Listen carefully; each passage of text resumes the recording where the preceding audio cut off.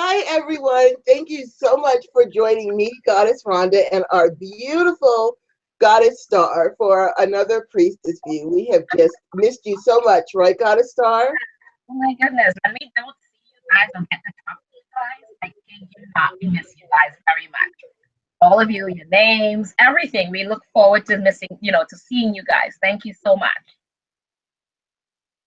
It is just so good to be. We had a lot going on with Witchcraft and all these other things, but we'll talk about that later. We're going to go ahead first and cast our circles, and we'll give an update on all of the goings on with Witchfest, which was beyond awesomeness. I'm trying to figure out a better word than awesome and awesomeness, but I can't come up with one. So if you can, that's what it was. It was just like awesome on steroids, but we'll talk about that in a minute. We're gonna go ahead and then we'll get into the witches, the witchcrafts, the various witchcrafts. Okay, so we're gonna start off with, as always, we like to cast a circle of protection around us.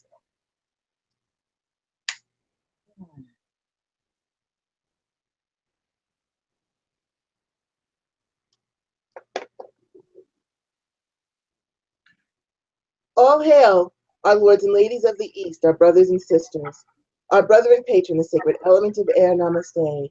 Divine honor, love, joy, peace, and respect to thee. I charge thee, please cause a barrier of protection through all of our walls that face your direction, from corner to corner and end to end. Let peace and protection reign herein. Thank you. So it is. So mote it be.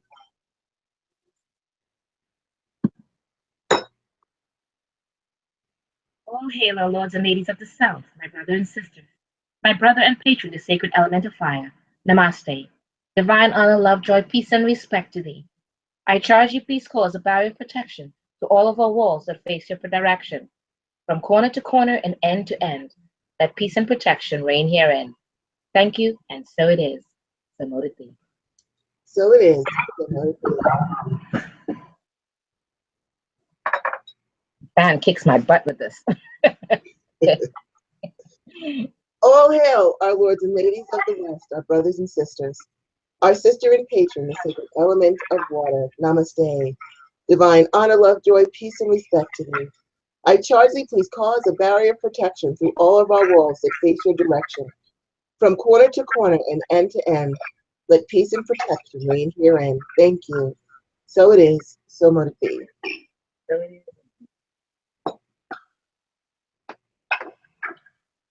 All hail, O lords and ladies of the North. Sorry, yes. My brother and sisters, my sister and patron, the sacred element of earth. Namaste. Divine honor, love, joy, peace, and respect to thee. I charge you, please cause a barrier of protection through all of our walls that face your direction, from corner to corner and end to end. Let peace and protection reign herein. Thank you, and so it is. So mote it be. So it is. So mote it be.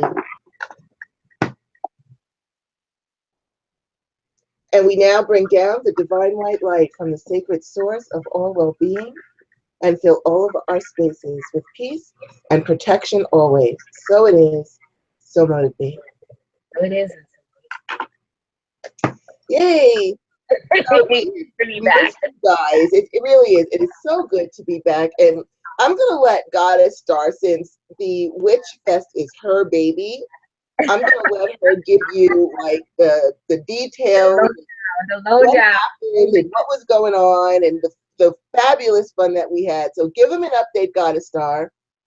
All right, I'm going to begin like I did the last time before we left you guys hanging there. We missed you guys so much.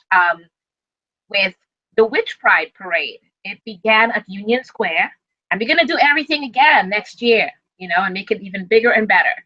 It began at Union Square, and they walked down on Broadway, chanting and drumming with the Dragon Ritual drummers and Lady Rhea out front. She said the Dragon Ritual drummers gave her such support, it made her realize this is something that had to be done. For Witches Pride, it's the first that we know of something called Witch Pride, and witches should be proud of, because there's a lot of different prides out there, Right. Honestly speaking, there are no witch bride. And Lady Rhea had told me when she called me and said, um, this is something that I've been dreaming about for so long. And I said, if I can do anything that to bring this forward, I would love to do so. And um, we both planned it together and we made it happen. I wasn't able to be there, and I wish I was able to do that, but I had to do Witch Fest because I'm the one running Witches Fest itself, getting that off the ground in the morning early. So, but I would love to try to see if I can be there actually for the Witch Pride Parade and come down next year in 2018, which will be July 14th next year, 2018. But yes, so it began with the Witch Pride Parade, and they drummed and came all the way down to Astor Place where we were, and walked right into Astor Place where Astor Place is literally only 1 block long now, and we were on that entire block. There was so many beautiful, amazing vendors, and all so unique with their craft and their items that they've all such amazing, talented people that we have as vendors. And then we have amazing performers. There was David Wood, the Dragon Ritual Drummers, the Tandava Arts, the Candake Theater. They were all there, front and center, and being part of this. And they're loving being who they are, even if some of them are not entirely witches. They're just there and they love the vibe. They loved every aspect of it.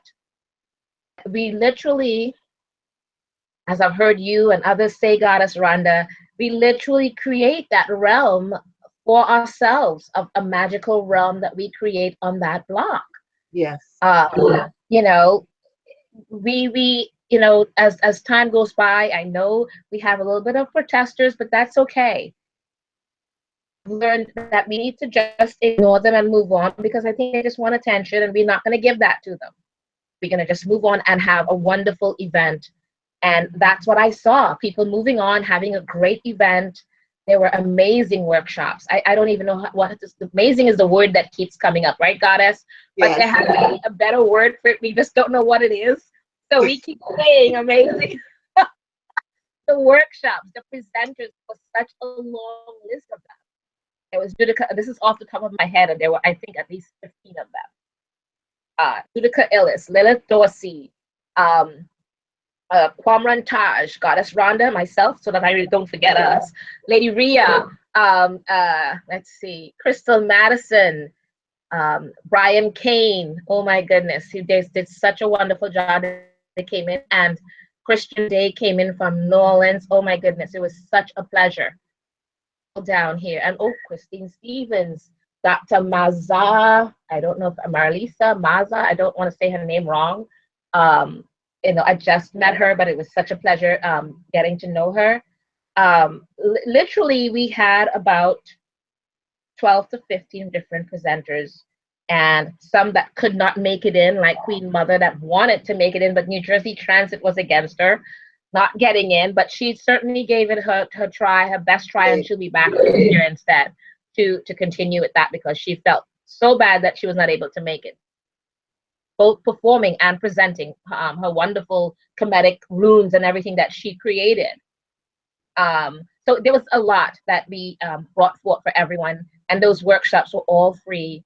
And coming in the new year in 2018, we would like to actually have the 3 full days of the event, and offer you guys a wonderful array of workshops that, about 27 workshops for the whole weekend for 2 days, for $91 again, and get that all going this time, but it was, I have to say, it was truly wonderful. And even the next day on Sunday, because we were so exhausted on the Saturday, we could not do an after party on the Saturday. So we went ahead and we did it on the Sunday, and Goddess Rhonda and I were there. And Lady Rhea was ill. She got sick, so she was not able to come. But it was still, we had Athena Dugan and Vinnie Apple. They were drumming, and we sang and chanted. And everyone that came, I have to say, they lended such amazing energies. And we had a wonderful after party. Yes, we did. Celebrating that ceremony and ritual at the end, to the very end. And everyone really, I really appreciated them all for being there and for being part of the event entirely. it was just I have words. I honestly don't, because it was such a brilliant event, and I am truly appreciative of everyone that came and supported and was part of this and making it what it is, and all the people that came in at, before, during, after, and at the last minute to help and make this all come together. Again, I have no words, but other than to say I emphatically thank you all, um, for yay for being there, and I know we will do even better next year. Thank you all. It was, I have to tell you, it's one of my favorite events of the entire year. It's just to see the city block transform that way. And yes, we had the hecklers, but you know what? Ignoring them is really the best punishment for them because It they want is. It attention. is. Yeah. So we just ignored them, and eventually I forgot they were even there, you Yeah. know. And but everything else was just absolute. The weather was beautiful. Yes. It was just beautiful. Everything was just beautiful. And what do we have coming up on Samhain Goddess Star? Let's make that announcement now. Right. Yes, yes, we are. It's a funny thing. The New York City, oh, okay, I would say the New York City Witches Masquerade Ball. I started it in 2005 when I still had my physical brick and mortar store on East 3rd Street in Manhattan in the East Village. I said, that year I was really looking forward to going to a witches ball, and there was not any. So I just said, then, let's start our own then if there's not going to be anyone else. So we started it then, and we did it for 13 years. And then, was it 13? Yeah, I think so. 11 years, sorry, 11 years. And then we could not do it because prices got really high with the clubs and everything. So we stopped in 2013. That's where the 13 came in. We stopped in 2013, and we were not able to actually have a witches ball then. And now here we are since 2013. We're 2017 now. The Club Delancey, one of the places that we started the witches ball at, is accommodating us this year. And we want to have this event here again. And it's great to see all the support that we're getting. There's going to be Goddess Rhonda is coming down. Crystal Madison's coming down. Lady Rhea has stepped in, and she's the reason I really wanted her there too, because she was one of the ones that were running the first initial witches ball that they started I think back in the early 80s, and she did it for 23 years or 22 years, something like that. So it's nice having us all come together in the community, supporting one another. It's an event on October 31st. I always like to try to have Witches Ball on the actual day, on the 31st. So I always usually try to do it on that day. So yes, it's a Tuesday, but come on out. Most of you, like a lot of people have already told me, that's their holiday, so they're taking off on November 1st. So they're already prepared to come and party for the night because that's their Sabbath, that's their holiday, the witches' holiday. So with that in mind, that's one of the things. That's my suggestion. It's up to you how you handle it. But come on down. It's October 31st, 8 p.m. till dawn. So we are going to be there. It's $15 in advance for the ticket, $20 at the door. I'm not going to say it yet. Well, I will. I'm going to try to do it this week. Go to Halloween Adventure at 104 4th Avenue and have them sell the tickets as well. Because we used to do that in the past and get you 15% off of costumes that you purchase. So I'm going to go back, still blame people, and try to get us that again. And I will let everyone know if that's all in place so that you guys can get 15% off over there. But in the meantime, we would love to have you purchase your tickets. If you go to www.wiccanfamilytemple.org, you'll be able to purchase the tickets there. $10, we will ship them out to you. And we do have a raffle. We've got a VJ DJ Christine, or Xtine is her name. She's wonderful. And we may have another DJ as well. We're still looking for some bands, but we got connected with a couple of them, and we're kind of confirming everything. So you're going to have wonderful performers, psychics, and just enjoyment. There's a costume contest as well with $100 cash prize. And again, the event is it's a benefit event for the charity No Kids Hungry New York. There's one of those in every state. So we're doing the one for New York. And we'd love to have you come down and join us and be part of this event of us starting back up the Witches Ball again in New York City. So please do come on down, buy your tickets online, and we will ship it out to you, or mail it out to you rather. All right. Thank you guys so much. Awesome. So those are our updates with the awesome Witches Fest, which hopefully if you couldn't make it this year, you can make it next year. But it's not too late to get yourself signed up for the Witches Ball in New York City, which is going to be very, very, very, way awesome. I'm really looking forward to that, and I hope you guys can come down. All right, so with all of that said, we're going to try to power through these last 2 pages of what the different types of witchcraft. I think we can make it, because I think we can do it. And also, you know, we are curious with those of you who are in our chat room. And if you're on Google Hangouts or on the YouTube, you should see the chat room, at least on a desktop. It's to your right. I'm not sure if you're on your phone. I don't know if you'd have to scroll down to see it, but please, you know, join us in the chat room. And we are curious as to what types of witchcraft you currently practice. That's your favorite. Like, I know a lot of us are eclectic. We like to do a bunch of different things. What's your favorite one that you practice? What's your favorite? All right. So you can think about that as we roll into, I believe we are up to sigils. Yes, that's what I have highlighted, sigil.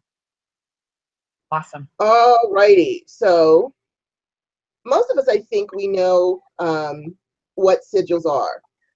And sigils are, I kind of like to think of them as almost a magic language where you're taking a phrase or taking what you want and turning it into a symbol. The cool thing I love about sigils is that someone can look at it and have no idea what it means. And, you know, in today's, I shouldn't say just today's, considering how people are, you know, there's a lot of, I'm just going to say it, there's a lot of infighting that can go on in a community. You know, just because we're magical spiritual beings does not place a lot of us above doing, you know, not so nice things or backbiting or trying to stop someone's success.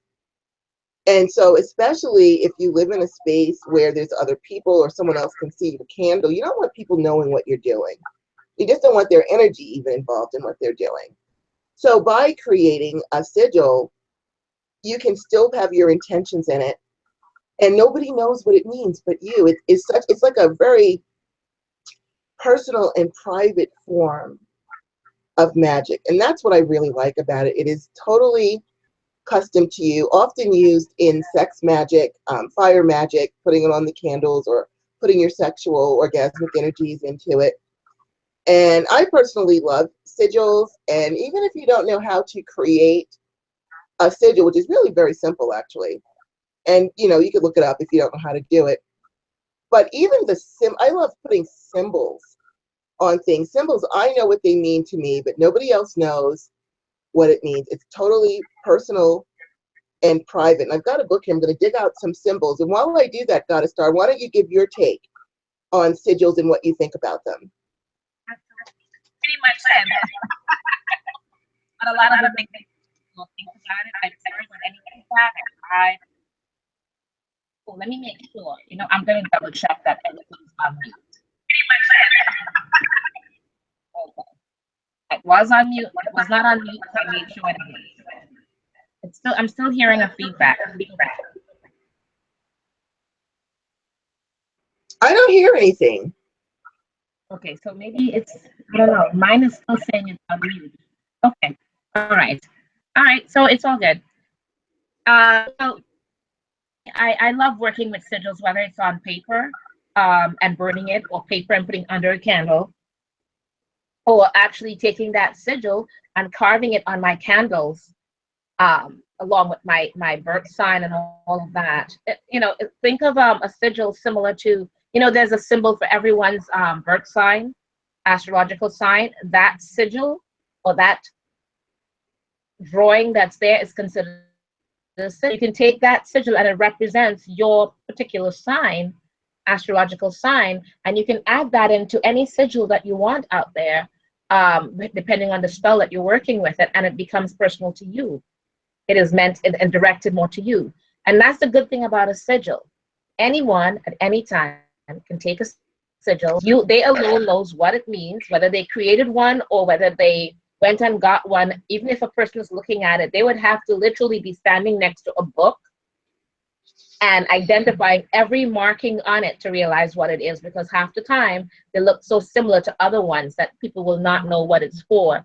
So it's great for hiding, or being not hiding. The word is secretive in a sense as to what type of work that you're working on, what type of spell or magic that you're working on, and to keep it private. The whole idea of that is secrecy, because witches have always believed that if they keep their spell a secret before it actually happens, when it happens, it will come true even faster or better, because no one was there to negate it in any way or to stop that magic from happening. Because people tend to negate people's spells without realizing it or not. So it's great to have that sigil use. It's the same thing that you would use on a candle. And yeah, some are universally, you can tell what it is if you see a heart. You can kind of tell, okay, the heart is there. Now, whatever you do with the heart, that's different. No one knows what other sigils you're drawing within that heart. So to exactly what the kind of heart it's directing it to. Banishing a love, working on attracting a love. There's so many different things that you can think of with love itself. So even if you see a heart, you're not quite sure what sigil was really drawn.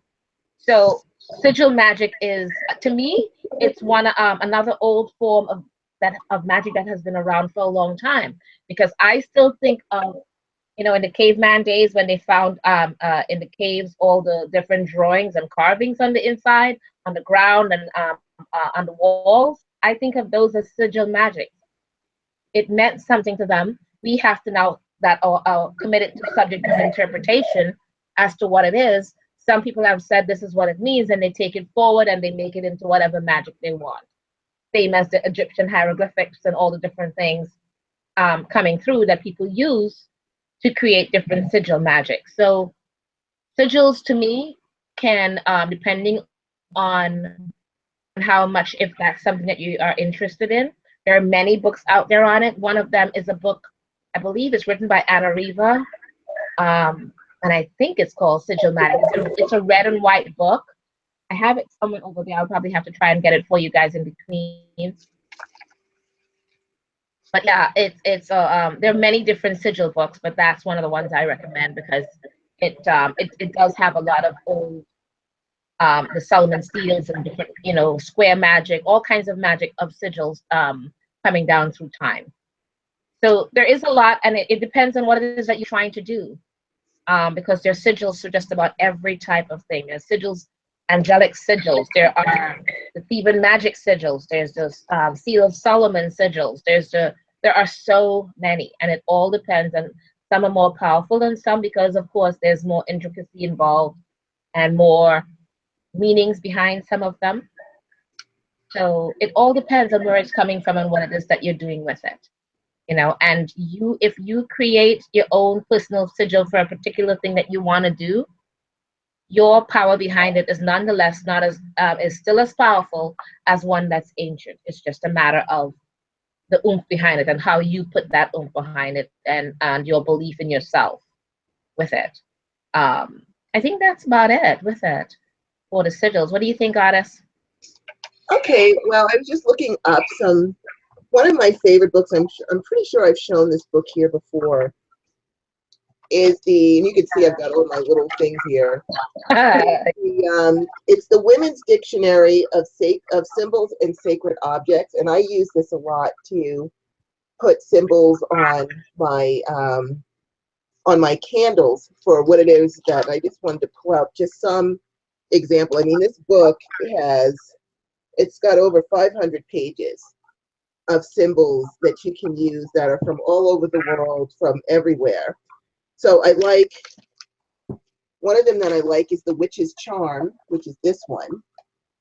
Yeah. Which represents the four winds and the four goddesses that control the winds and the weather. It's one of my favorite ones because if you're trying to use the air to push you towards a certain space or fill your sails to get you to wherever it is you're trying to get to, and also bring in all of the energies of the different directions, it's very helpful as well. We also have the what's known as, I'm going to go quickly and try to get that while you do that.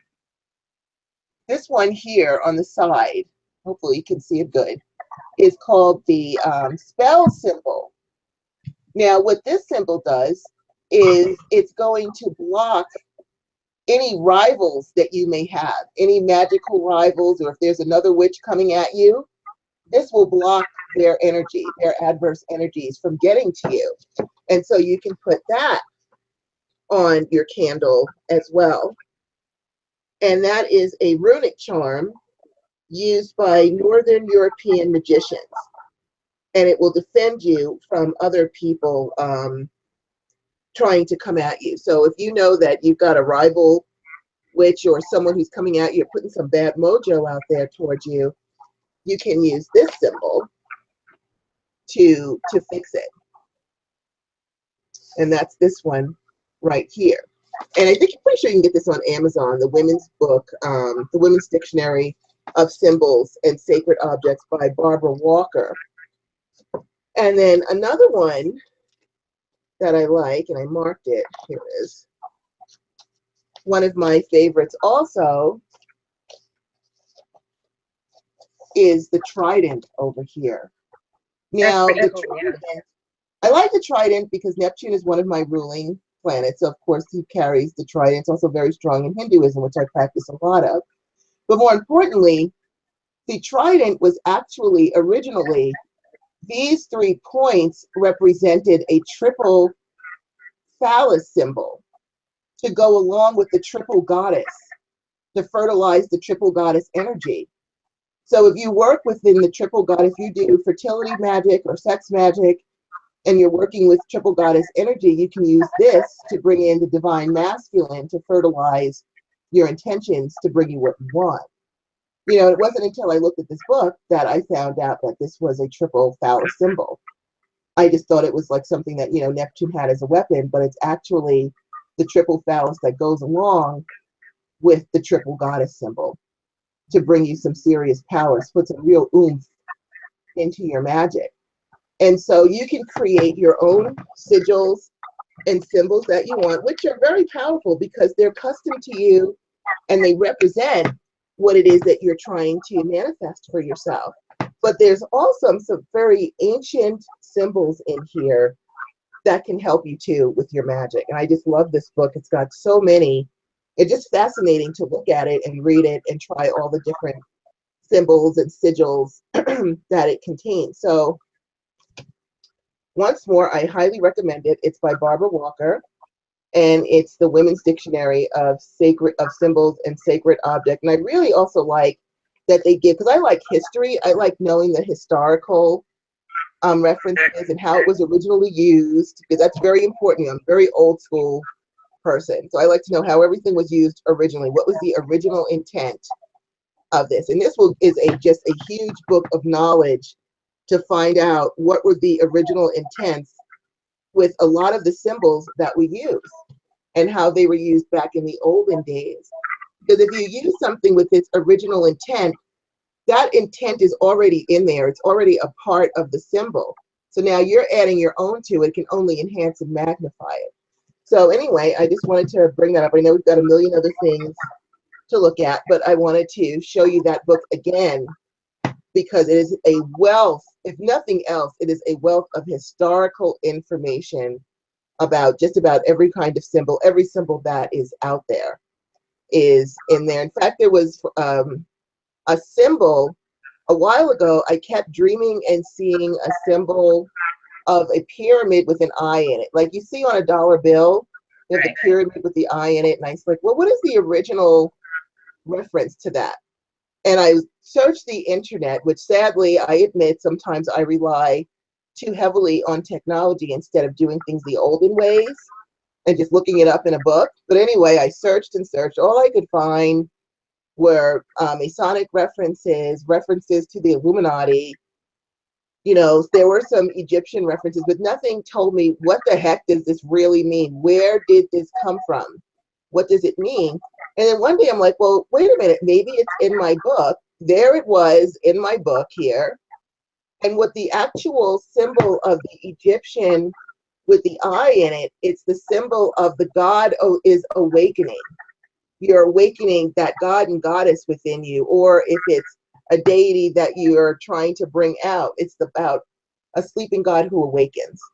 And you can use that for yourself to bring out your own energy, or it could be telling you that a god that you need to associate with is waking up and wants to talk to you, or a certain energy is coming in. It was fascinating that they had all of that in there, the lore of it. I couldn't even find it on the internet. And I searched and searched and searched. So it really is a great reference book, especially for us practitioners of magic. The more knowledge we have, the more symbols we can use and understand what their intents were and put our energies into them, the more powerful we can become. So I highly recommend you get that, and also look into the book that Goddess Star brought up about, did you find the sigils book? You got it there? Yeah, you guys see Okay, it? there we go. Yeah, it's by Anna Riva. It's called The Secrets of Magical Seals, How to Use Them to Put Their Power to Work for You. And it's a really old book. It was first 1975. It was done in 1994. There are over 400 seals. What I like about it is that her seals have little blurbs about each one. It's not as in-depth as maybe your dictionary is.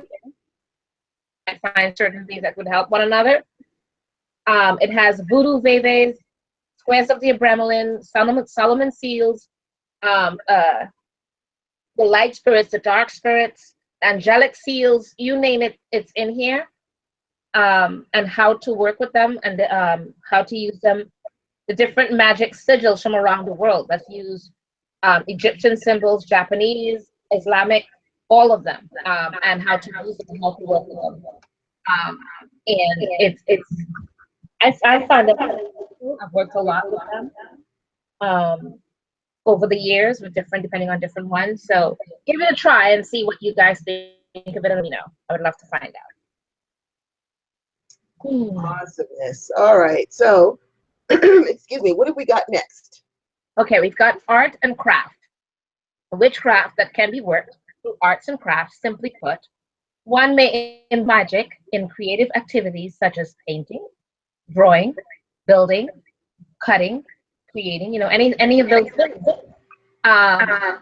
Honestly speaking, I think that if you look at the craftsmanship of a woodsman and they're carving a desk or a table or a chair, they put all of their energies and their time, their entire craft is in that item.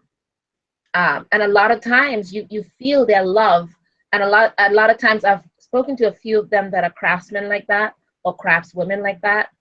They tend to be very much people that like to work alone.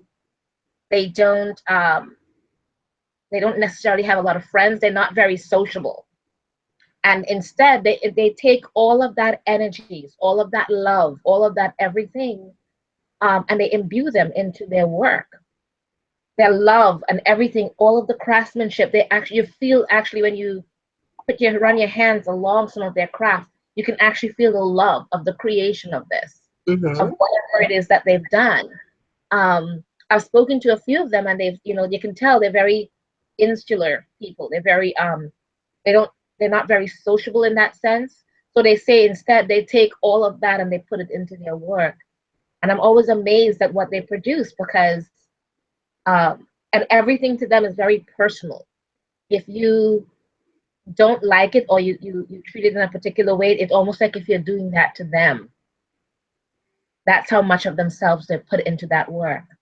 So I can see people taking that part of witchcraft, arts and craft, into part of their magic, because they're building, they're creating, they're cutting, whatever it is that they're doing. I think we've mentioned it before. It's similar to someone creating, only thing is it's not as solid as that, but creating that quilt. The women that have sat around making quilts, how they all kind of put their magic in there. So I think the painting, all of that, even remember the movie or the picture of Dorian Gray, Mm-hmm. that was said to be very much all about magic and witchcraft, because they said that literally Dorian Gray did not age in person. He was almost immortal, and his picture aged instead. So whoever imbued it, they imbued it into the painting to allow him to still keep having his beauty on the outside in person. So magic can be imbued into just about any object. And I think that's called object magic, as a matter of fact, Mm-hmm. if I remember correctly. So it's been around for the longest of time. I mean, people have done that since the beginning of time. So it's a very old form of magic, and depending on the persons, they've come forward with it, and some people have actually passed it down as part of their craft through their generations of family members and things like that, passing it down. So that's really interesting. Anything you would like to add to that, Goddess? Yeah, I think you pretty much covered it. I like to think my analogy for that is: have you ever seen someone who is knitting a blanket for a baby? Like maybe a grandmother is knitting a blanket because they've got a grandchild coming, or the mother herself, picking out things and making little blankies and things like that. You will always see them with a big smile on their face as they're Yeah. making that baby blanket, putting that love and happiness. I don't think they're doing it consciously. I think they're just so getting excited because here's a new baby coming, and they're smiling and they're happy and they can't wait to see it. They're going to just love it half to death. And they're putting all of that beautiful energy into that baby blanket so that by the time the baby gets here and is wrapped up in that blanket, it's not just wrapped up in the yarn, it's wrapped up in the loving energies of its grandmother or aunt or whoever sat there and lovingly made those blankets. I had seen this thing, it was a long time ago, and it was about these women who collected, the plastic shopping bags that you get from the grocery store. They Yeah. collected the garbage bags. I don't know how they did it. I don't know if they turned them into strips or whatever, but they weaved the bags into blankets for the homeless. And so they would sit there with these zillions of, they would get donations of all these bags, and they would weave these blankets for the homeless. And they showed a picture of them. These are like little old ladies sitting there, like, they don't have that much to do anyway. So they're just going to sit there weaving all day. And the smiles on their faces as they were weaving those blankets, I'm like, all of that love and smiling energy is going into this blanket that they are creating. And whatever homeless person gets that is going to be wrapped not just in warmth, but the warmth of their hearts, that love that they are so putting into it. So any craft that you do, any person that I know who does, be it a painter or a musician or a cook, people who love to cook. My first husband was a chef, and to him, cooking was magic. Food was magic. I mean, he put so much love. He would smile. He would tell you, you always have to smile when you're cooking to make sure that smiling, happy energy is getting into the food. And he incorporated all of this energy and love into his food. And I have to say, you would taste his food and just like almost faint after the first taste of it. It was so good. But I think a lot of it was because he deliberately and consciously put so much love and smiles into that food that you couldn't help but feel that energy. And his food was a huge, everyone loved his food. At the restaurants, he always got major tips because of the food that he cooked. And he wasn't just in there, oh my God, the kitchen's hot and he's sweaty or whatever, he's mad or annoyed. He deliberately would be smiling and he just treated it as an art. It was his craft. And it was just beautiful. And everything just tasted great. So most craftspeople, they say a lot of people, they call it the artist mentality. A lot of artists are very introverted. They're very shy. They just live within their own little realm. They're on sort of a different plane than the rest of the people out there because they are just so caught up in art and spirituality.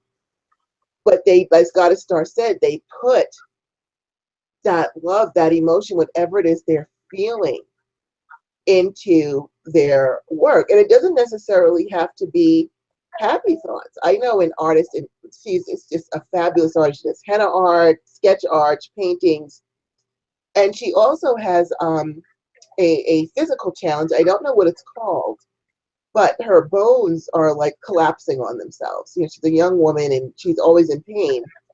And so she did a series of paintings and etchings on pain, on the pain that she felt, how she felt like it was bondage. Her pain was bondage. And you would look at those paintings and those pictures and know, and you would literally feel her pain. You felt like what she was putting across there. And a lot of people who look normal, you have no idea what kind of pain. You look at her and say, you have no idea there was anything wrong with her. When people are in pain and they don't show it, and she's the type of person, she is very strong, very strong. She does not complain, but she puts her pain and puts it in these pictures. And you can see here's a woman who is tormented by pain, but still strong enough to push through it and do what she has to do anyway. And all of that is in the picture. You look at the picture and you can see the whole story and everything that's going on in that picture, just by that one picture, because she put so much of herself into it. So if you're an artist, we all have some kind of hobby, you know, if it's anything, if it's painting or planting or whatever, you can use that hobby because it's something that you feel so intensely passionate about.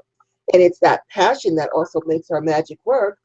Use your hobby to do your magic. Put your magic into it. If you make wands or jewelry, or you knit or you sew or whatever you do, you know, if you sew, make yourself a power dress. Make yourself a magic dress to wear whenever you do spell, a spell dress or something like that, or something you can wear to give you confidence to work, or something you can wear that's going to help you keep your focus if you're going to school.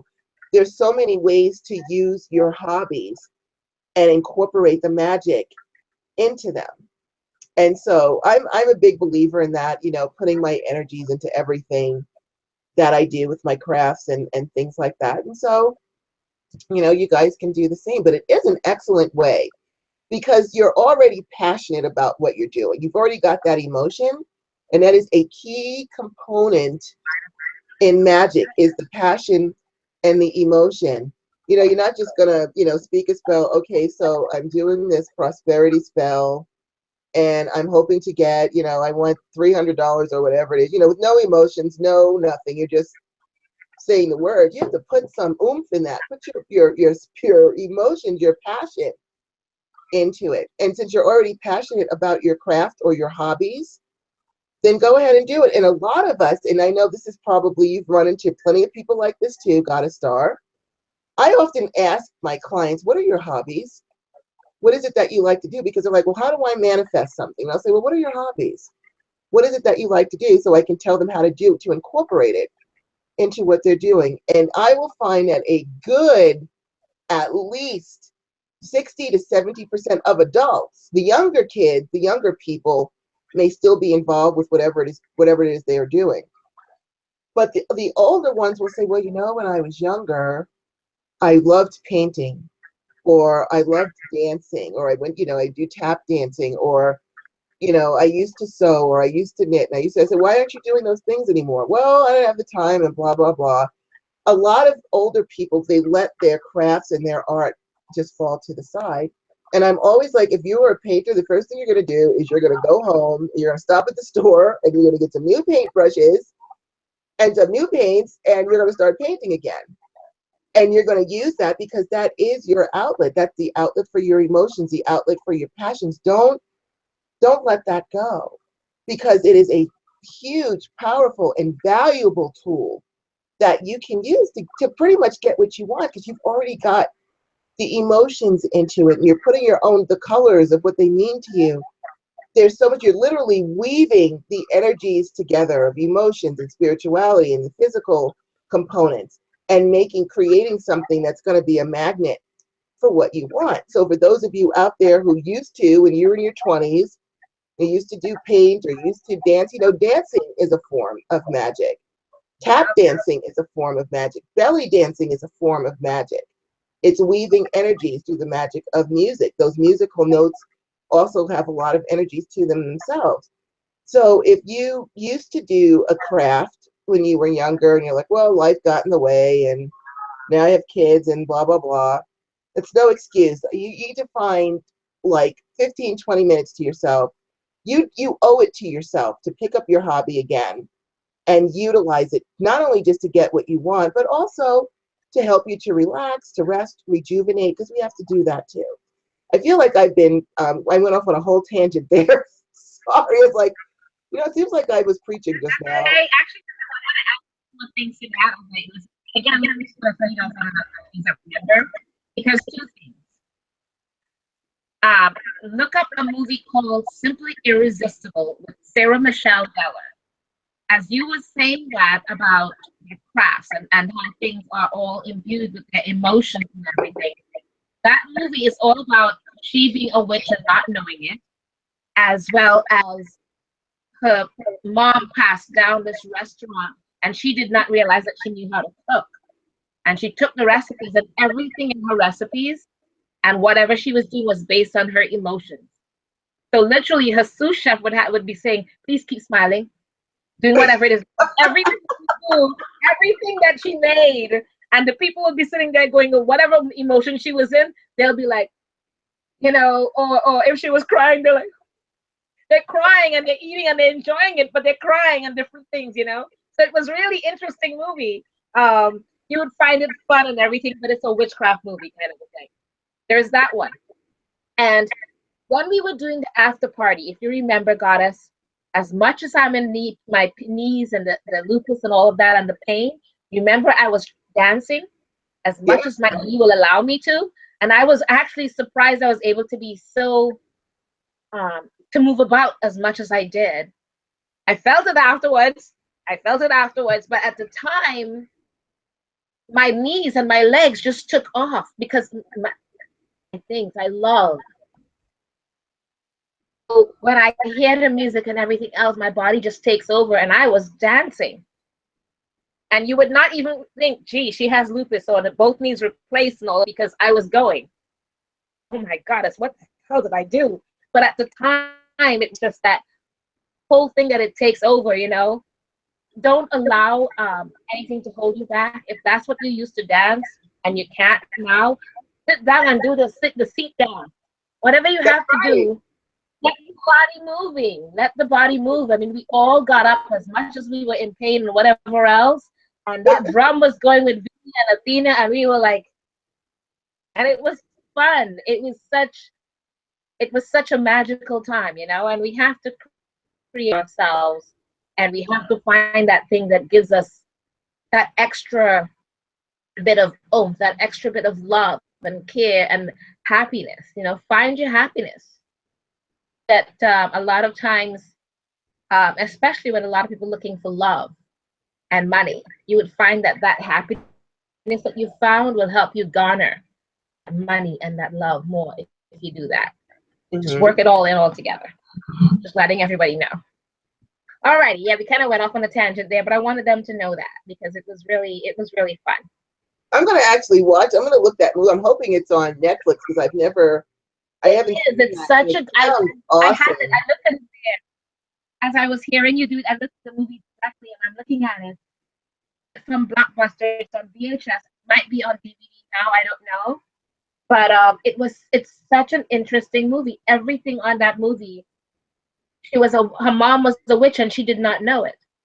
So it got passed down to her, and Sarah Michelle Gellar, anything she made, all of a sudden she went from not knowing how to cook to creating amazing dishes. And everything was based on her emotions. Everything. It was amazing. That is awesome. I'm definitely going to look that up on Netflix because that sounds like my kind of thing. Yeah. You will enjoy it. Okay, what's all the right, next one? So up next, we have the Gray Witch. A Gray Witch is a neutral witch who practices magic that neither benefits or harms others. Gray magic may also both harm and benefit at the same time, balancing and neutralizing. I don't put colors in witchcraft. I think magic is magic. But I just don't like where people, especially, I really can't stand when people say, and again, this is my opinion, everyone is entitled to their own belief system. I'm just saying what my opinion is on this. It bothers me when people say that somebody's practicing dark magic or black magic, like dark or black is a bad thing. And as I have emphasized before on different shows, the dark is neither good nor bad. It's the same as the light. It's a color spectrum. But if you think of the dark, if you're thinking in terms of the dark as a bad thing, or someone's doing dark magic or black magic, first of all, when you think of the dark, when you plant a seed into the ground, it is going to germinate in the dark. Children are conceived in the dark of the womb.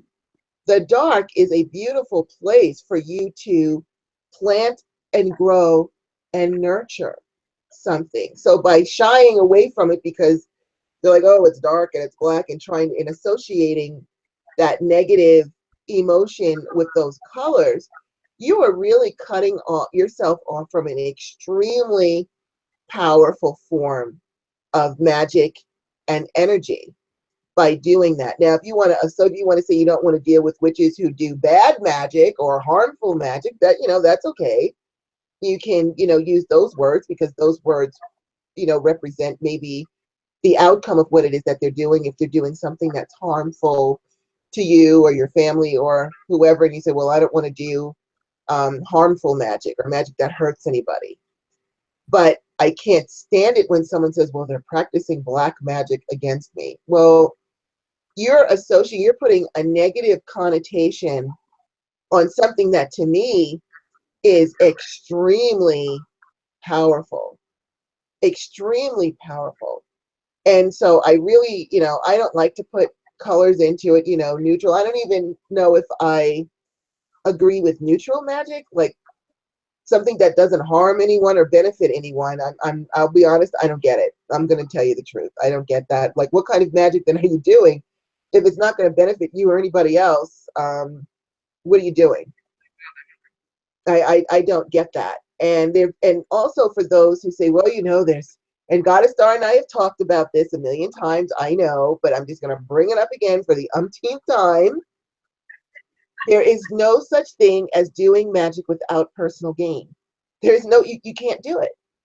Because otherwise, what is the point of doing it? You're doing it so that you're like, well, I'm just going to do something to get a job. That's personal gain. Even if you're saying, well, I'm not going to do any magic that's going to hurt anybody. Well, if you're doing a spell that's going to help you get that job that 50 other people are going for, and you're doing the work so that you can get it, that means those 50 other people didn't get it. And so, you can't say harm none if those people didn't get the job. You just have to really, use good sense, good judgment, good morals to decide what it is that you're going to have to do. Now, that doesn't mean, oh my goodness, Rhonda just said, oh, if I do this, I'm going to harm people. No, you have the right to pursue your goals in a positive way. If those other 50 people didn't get the job, there'll be other jobs for them, or they also have the ability to create their own, use their own magic or energy to manifest what it is that they want. You are responsible for your own good health and well-being, and the good health and well-being of your family. So with all of that said, I honestly, I don't understand what they're saying with the gray magic, that it neither harms nor benefits anyone. What are you doing it? Then what are you doing? What's the point of doing it? If it's not going to bring you that job that you need to feed your family or pay your mortgage or whatever it is, or you're trying to boost yourself up as an artist or something in the creative field, or you want to get that TV show or whatever it is, I don't understand what the point of doing that is. To me, magic has a purpose, and that purpose needs to be clearly defined. Now, again, that's my opinion. That doesn't mean that has to be your opinion.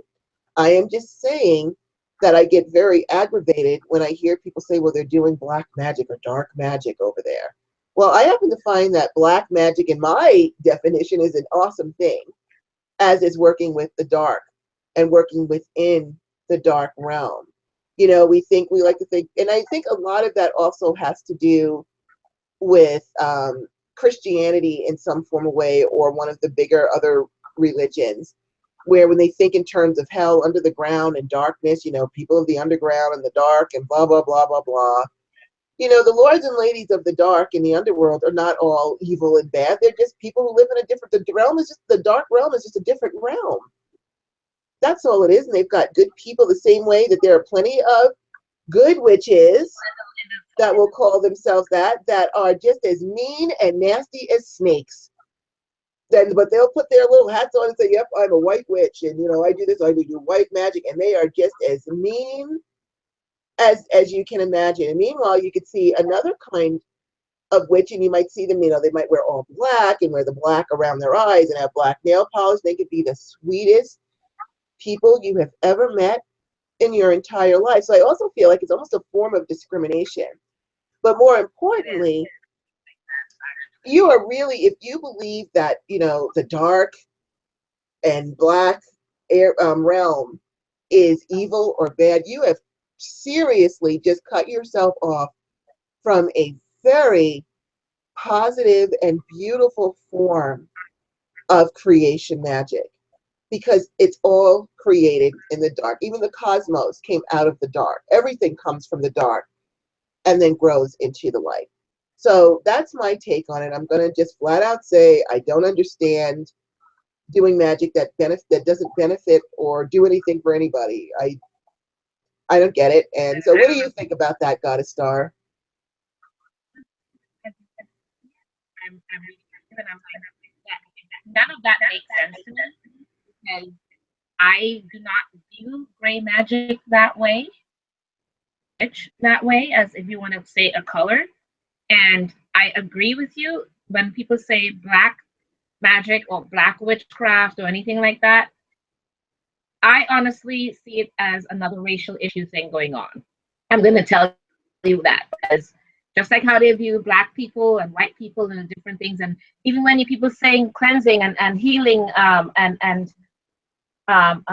anything to do with the light part of work, they all see it in a racial manner, and they really need to stop doing that. It's not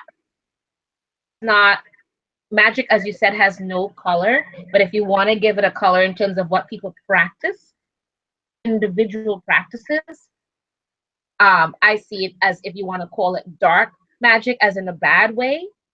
I mean, again, like Goddess Rhonda said, dark, going into the darkness, seeds and forms and grows things out of it.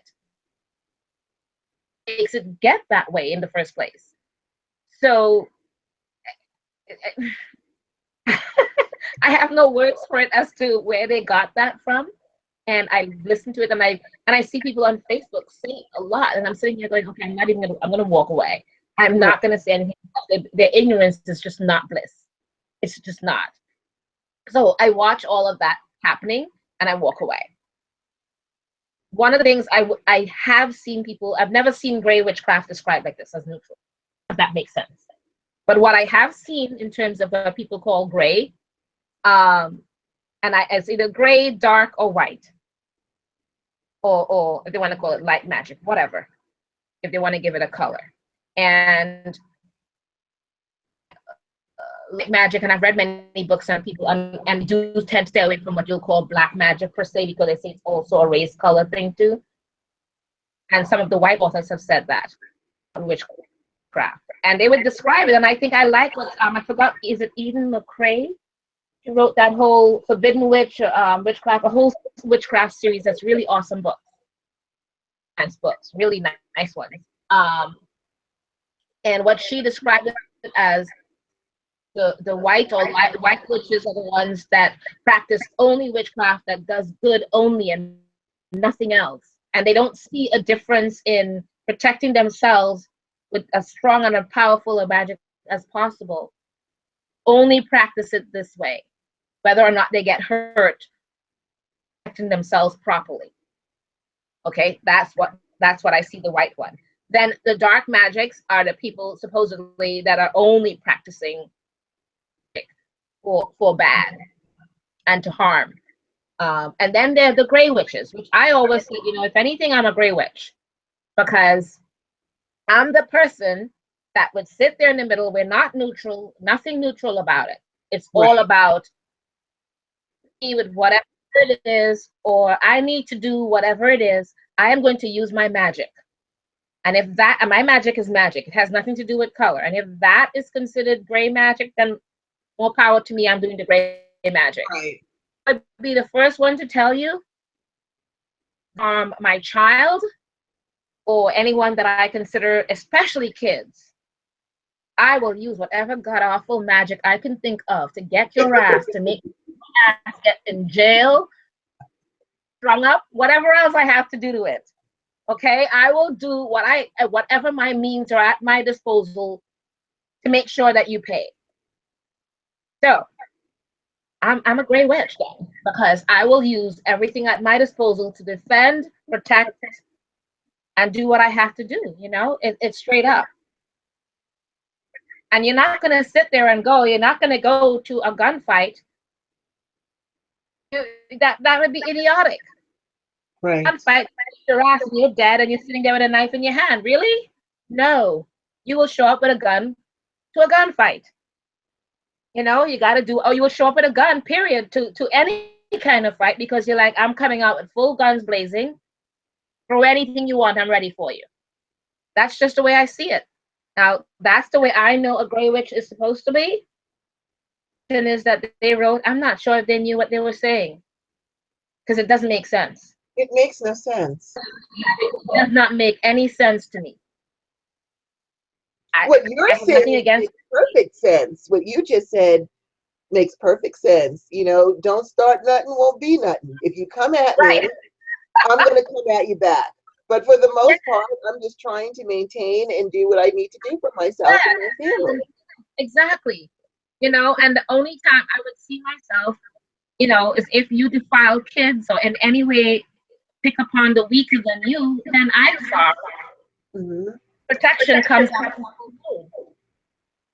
You know, that's not dark, that's not light, that's straight up gray magic in the middle. You're right in the middle and you're dead set. I will use what I have at my means. Nothing to talk about. Nothing to, you know, we're not discussing anything. We're just here. Right. You know, I'm protecting. I'm in full protection mode. So whatever you get is because you came at me first. Nothing else. Straight up. So that's just me. I've always seen gray magic to be described that way. This is the first time I've seen it described this way. So I would think that maybe the person wanted it to be a certain way for their benefit, because I've never seen gray magic described that way. And anything, think back to what you've read in the past about magic, that people are giving it a color. That's what I've always seen gray magic to be. I've never seen it described like this before. So I think it's because the person wanted it to be that way, and that's their perceptions of it. Because I've never seen that description before. It doesn't make any sense at all. You can't be neutral. You cannot be neutral in magic. It doesn't balance out at all. No, it doesn't. It doesn't make sense what they said. And especially saying that it doesn't benefit anybody or doesn't harm anybody, it's just there. What was the purpose of doing it then? If it's not going to, I don't understand that. You're just doing it to be doing it and expect no results. Oh, I know. They're just doing it to say, I know magic, but I'm not using it. I'm sorry.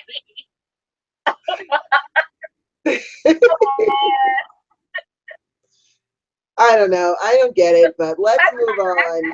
It's not love when it's nothing with anyone. But that's just my opinion. You have to really think. I see witchcraft as very logical and it makes sense. So when I see something that does not make sense and it's not logical in my mindset, I agree 100%. Logic is a big part. It has to make sense. That's why I love witchcraft. It's so logical. There's the science behind it, everything. It's just there. It is, you know? Exactly. I love it. What's all the right, next what do we got next, Goddess Star? Okay. The next one is me or you? Me? You're up next. Yeah, I did. Okay. Okay. See, I don't know. We talk so much that I don't know who's next. Okay. Okay. The next one is bone magic. Oh, and is anybody in the chat room saying anything that would be great for here to add in? We've got Jay Key, who says that she loves sigils and uses them all the time for rituals and spells. Hey, Goddess Joanne, who better, you're here. We don't care that you're late. We're just glad to see you. Yeah. So that's really all of the comments that we have right at the moment. So go ahead and jump into bone magic. Okay, bone magic. It means to formally collect and use animal bones in their magical practice. So for things like altars are connected of magic influence, charms, and jewelry. Materials by those who identify as bone witches are usually collected peacefully or after the being has passed on naturally. Mm-hmm. Okay. I've heard of that. That's cool. I know a couple. I know a person. She makes spirit dolls, and the spirit dolls are made from recycled goods from all over the place. And so she collects. She'll go out and she'll collect different things. Like you can find, especially out here in the desert, you can find plenty of animal bones and things like that. And I know another guy who creates all kinds of wands and really beautiful things from deer antlers. He even takes deer antlers and makes runes out of them, but he deliberately goes and looks for, because we've got a lot of forests here. So unfortunately, the deers often get hit, on the side of the road. And, you'll see that, unfortunately, because they come out and jump in front of cars and things like that. So he doesn't kill the animal to get it, but he deliberately goes out and looks. He goes into the forest, looking for pieces of wood and stones and old animal bones from, carcasses that other animals ate or things like that. And he creates these beautiful wands with the antlers. He took an antler and cut it into discs and made these gorgeous runes out of them. And he makes some really serious, beautiful things out of bones. And a lot of people will they throw bones for divination. And don't forget that anything that was once alive, it does still carry that life force energy that you can put into your magic. My only suggestion is to make an offering to that animal, to the soul of that animal, with gratitude, to say thank you so much, because we don't know if they died in pain, especially if, a lot of times you'll see the deer crossing. If you hit a deer, usually actually the deer will survive more than your car when you hit a deer, but there are the deers that actually go down. Or if a mountain lion killed it or whatever, and it died in pain, you want to cleanse that away too, because you don't know if it was suffering when it died. But I don't have a problem with, using recycled bones and things like that. I don't even have a problem if you're a hunter, if you eat what you kill, because it's a part of the cycle of life. And I know there are some people that, especially here, we have a lot of hunters here, and they go out and they will kill a deer, but they take that deer and they have enough meat on that deer. There'll be like 3 guys who go hunting.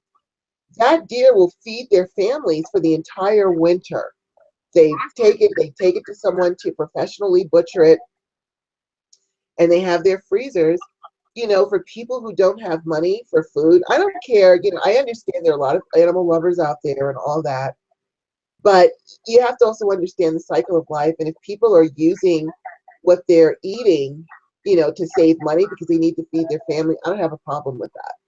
And so, you could use those bones for that. I knew one of my friends has a brother who literally lives off the grids in the woods. He's just one of those people. He doesn't want anything to do with people. And so he has to he'll kill the animal. He uses everything, the muscles, the sinew, he makes strings out of. He uses every single part. No part is wasted from that animal for whatever it is that he can do for himself and to provide for his family.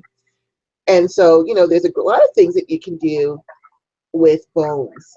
And so even if you buy a chicken, you can save those bones, scrape the meat off of them, boil the meat off of it, and scrape it and use it for whatever it is that you want to do. I don't have a problem with that. I would have an issue if you killed something with malintent and then used it for something.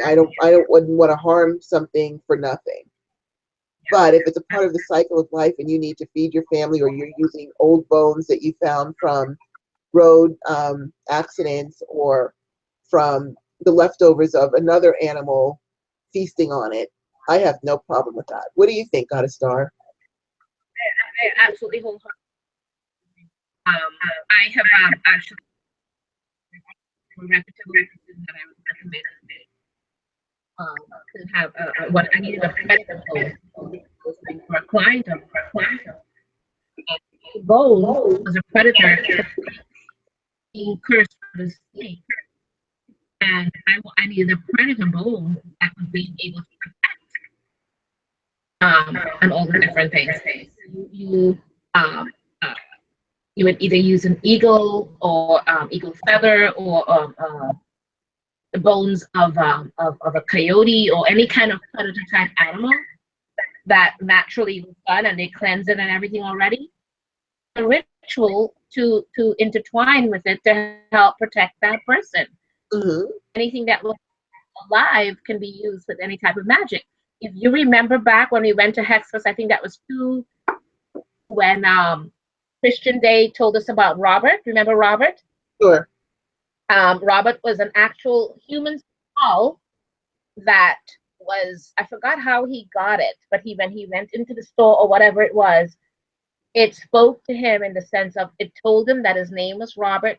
He's been around from, I forgot, 1905 or 1805 or something like that. His name was Robert, and Christian has had that skull for the longest time, and he does rituals every now and then with it. And he did it that year at Hexfest when we did a class with him, and then he did a ritual at the end with him. And we all got to imbue some energies with Robert. And Robert, again, he had to have permission from Robert to do all these different things. They communicate with these bones or the skull, because this was the skull of Robert. Christian had to ask for permission. And actually, on his book, I forgot the one with the dude, I think it was. I forgot the name of his book. But on the front of that skull is Robert. But all the time.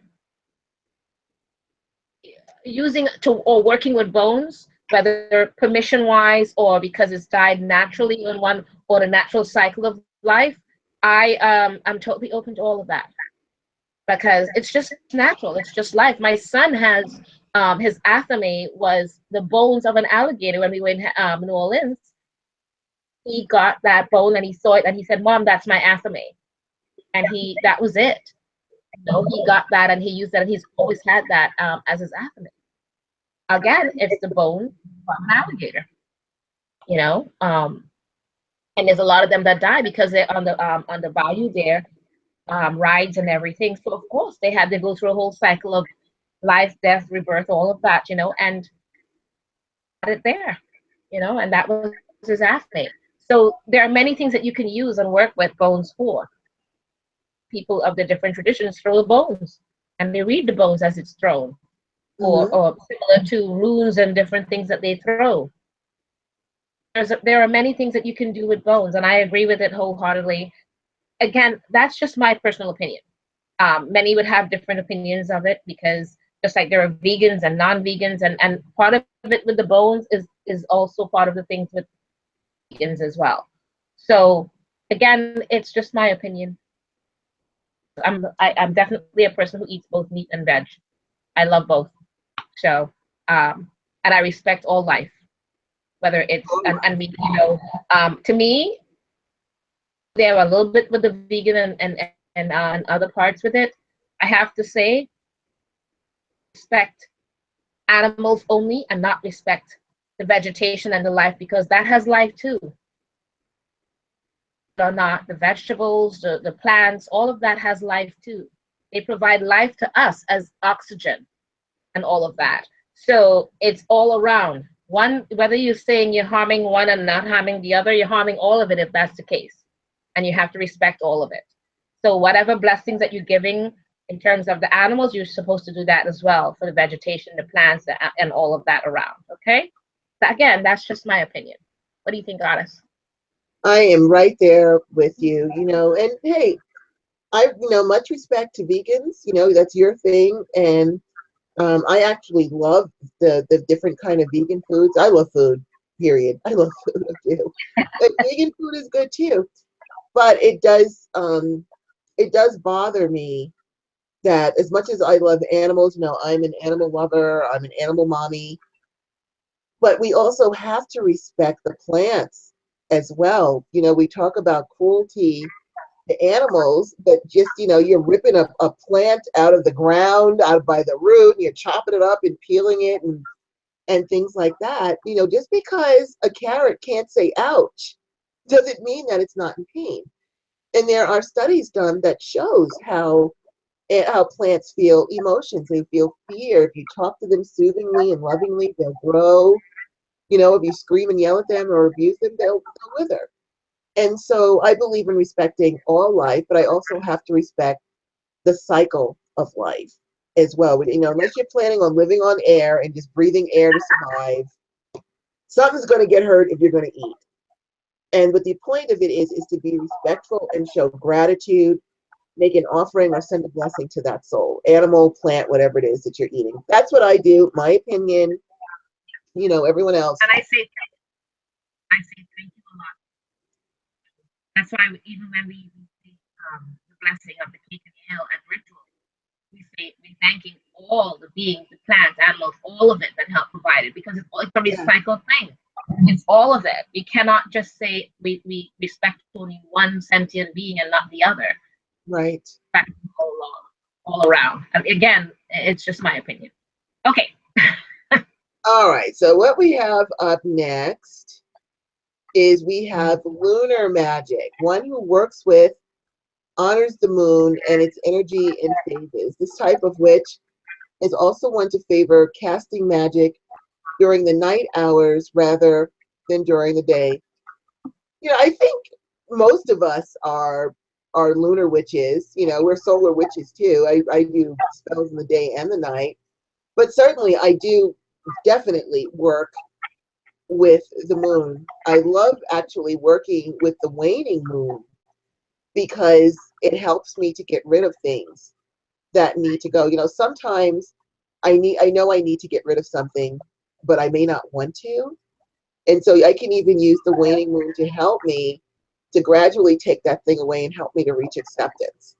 Because as much as I want it, it may no longer be serving me, or I may need to literally evolve. One of the things that I think a lot of us may be guilty of, maybe, notice I said maybe, I'm not saying you are, I said maybe, guilty of is stagnation, where we get very comfortable with a certain, set of things that we do, and we don't evolve further, or we don't pick up a new study, or we don't practice, to master whatever it is that we do. We're just sort of sitting in our own little realm, in our own little shell in complacency. And, Goddess Star and I say all the time that we believe in constant education, constant evolution, and that sort of thing. And so if I'm stuck or rooted in something because it's like my security blanket, and I know I need to move forward and either take it to the next level or study it or whatever, then I can use the waning moon to help me to get rid of that trepidation, to move forward, or to get rid of people that need to go, or influences that needs to go. The waning moon, I think, is as powerful as the waxing moon. Now I use the waxing moon also. I like to work within the lunar cycles. So, I love lunar magic. There's just so many ways that you can use it. But I have to say that it really helps me to do a lot of waning moon magic to get rid of those influences that need to go, maybe even influences that I don't know needs to go. I ask that these influences that are bad for me or not serving me go. And those could be people that I think, have my best intentions. Maybe they don't. You never know sometimes when you're dealing with people. Or it could be someone that's anchoring you to a situation that you don't need to be a part of, and it's holding you back, or whatever it is. So I just wanted to talk more about the waning moon, because I don't think it gets enough attention. We see lots of things, with the new moon, and we see lots of things with the full moon, And the waning moon is such a powerful energy to help you to reach a place of peace by waning away whatever it is, if it's opposition to a job, opposition to moving forward in your career, or if it is denial of something that needs to be recognized, whatever it is, you can have the waning moon help you to remove and resolve those issues, to remove illnesses, to remove poverty, to remove hexes, to wane away if someone's got something on you, to wane that away and take it away. There's just so much that we can do with the waning moon, and I love the waning moon because it's helped me tremendously. So I do a lot of the waning moon work as well. And I wanted to bring it up because I think you don't hear much about doing waning moon work. And I love doing waning moon work because as much as we try to bring in abundance and create different things, the abundance of things that we want in our lives, we've got to make room for those things. Sometimes we need to get rid of some stuff so that then we can replace it with the new stuff coming in. And so if you have difficulty, if you like to hold on to things like I do, because I every day I expect someone from that show Hoarders to come knock at my door and say, excuse me, would you like to be on our show? Because you've collected a tremendous amount of stuff here over the years and you're not getting rid of any of it. And I do. I have so much stuff and I can't help myself. And I love all of my crystals, and my books especially have taken over my house. They've taken over, and I'm not getting rid of them. I don't care. You will have to pry them from my cold, dead fingers. I am not getting rid of my books. That's not going to happen. But there's other stuff that I need that I've stored up, old clothes and things like that need to go. And so it's really, using the waning moon has really helped me to let go of things, resolve old issues. Even if there's an old issue, there are still so many people, in their 50s that are suffering from childhood traumas that happened to them when they were younger. So even getting rid of old emotional traumas to wane it away with the water of the waning moon, there's just so much that you can do with the waning moon. So I think, I just wanted to bring that up because I really don't think that the waning moon gets enough respect. And so I just wanted to throw that out there with the lunar magic, though I do think that most of us do work within the realm and the realm of the moons and their various aspects of waning or waxing. So what do you think about that, Goddess Star? Absolutely. I go on to more Rhonda said, he said in that room when he was speaking about the plants and everything else and bone magic, she said, I've said the same thing about plant and vegetation life being. So I think she was agreeing with us about the 17 life being plants as well as animals and not just one-sided kind of a thing. Mm-hmm. Yeah, I appreciate that. Yes, I actually, whenever I'm doing a particular client, anytime during the month, I work with the lunar cycle.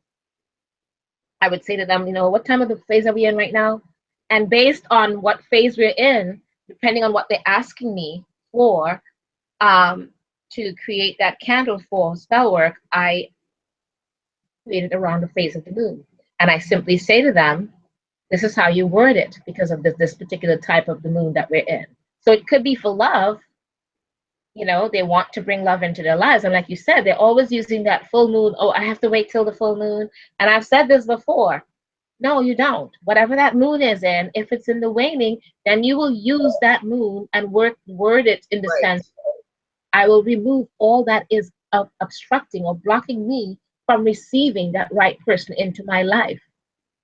Or you can literally work through every single aspect phase of the moon, through the entire month, and do a ritual or a spell. All you have to do is word it based on be creative and word it based on the phase of that moon to help you attain what you need. So whether you're working with the waning to do, and like Goddess Rhonda said, there are so many of you that are dealing with issues from your past. If you work with all aspects or phases of the moon, you'll be able to help yourself deal with a lot of it. Mm-hmm. That's a great therapy session.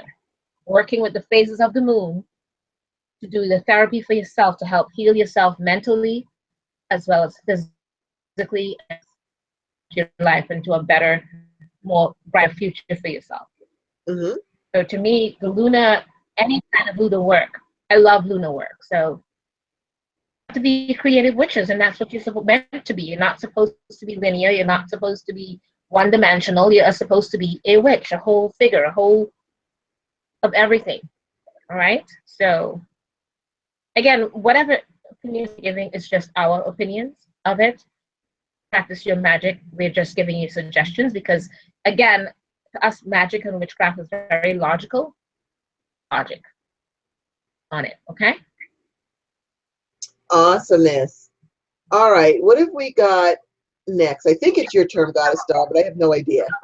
Okay. Yes, I think it is. Okay. Astronomy space. Period of Luna. Those who practice magic and correlate their beliefs in conjunction with the planets, and stars, these witches may focus their magic with the properties of each planet, regularly read a horoscope or study astrology, and have a love of the stars and the night. And that is true. Because if you listen to Goddess Rhonda, she will tell you what phase it's in and Mercury and everything else, doing whatever it is coming up. And here I am, and I'm going, I've never been that witch. I've never been that witch. I would go, I'd never know it off the top of my head. But if I ask or I look it up and I say, oh, and then all of a sudden all the ideas will come to me of magic. I can work with that. But off the top of my head without looking it up, no. Whereas Goddess Rhonda would be able to tell you this. We all have our crafts and we all have our talents. Of course. I'm telling you it's not. But I'm good with everything else. So in the sense of astrologically speaking with the planets, I'm not even going to go there and pretend to know what certain parts of it is. But when you do work with it and you do look at what you're looking it up, if you're like me and not talented to that degree, and you look it up and you work with it, you can learn from it and realize that when it's in particular houses or astrological signs, that it's great for you to work with certain aspects of those stars and that lunar. Combine the two together, and you know how you would see how they would say like the moon is in so and so in Leo at 99 degrees or 9 degrees, whatever it is, you know what I mean? It's telling you that that particular moon is great for this particular part of magic, to bring something in or to release something, and how to work that magic for that particular phase of the moon. So combining the two efforts together makes it even more intricate, more focused to work that spell with.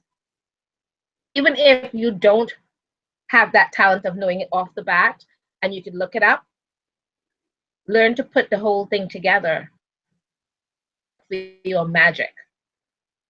Make it more refined, make it more focused. So you can even take that spell and make it more powerful by honing it on a particular aspect that will even help even more. All right? What do you think, Goddess? You go, girl. Well, you know. Yes, I do know. Like I said, I am not the one. Okay, But so you are. that I think what really got me so heavily into planetary magic is that my parents, even though they were Christians, you know, back then, you know, even now, astrology isn't looked at as a form of magic, which it really is, because it's telling you that the planets are influencing you to do certain things. A lot of people will read their horoscopes and think it's just this benign thing, when actually the truth of the matter is that the planets play a huge, just like the moon plays a huge role in our lives, and just like the sun, people who do solar magic, the sun that plays such a huge role in our lives, so do the rest of the planets. And so you can, if you wanted to create a system that's going to take you from point A to point B to where you want to go, point A where you're starting, point B where you are actually trying to get to. You can do a system of spells every single day that correlates with the planet. So obviously, Monday represents the moon. And so that's the mother energy. So if you're trying to heal a situation, to help you to move forward, because a lot of things that will keep us stuck are old situations, old emotions, things that need to go into the rearview mirror that we are still holding on to. So on Monday, you can do a candle or something that's going to heal that situation. Tuesdays represents Mars and defense and energy.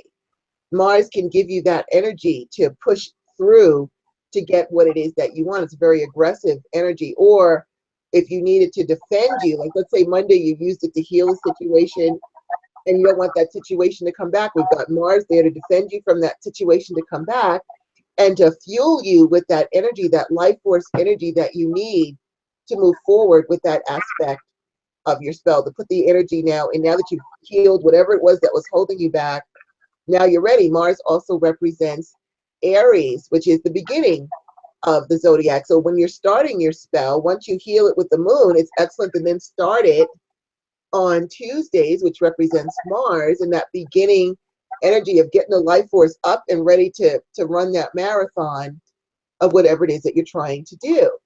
Wednesdays represent Mercury, which is going to allow you to bring in that wisdom that you need, intelligence, wisdom. If you don't know how to do something, asking Mercury to do that, or using that Wednesday to look up the knowledge of what it is you're trying to achieve is perfect.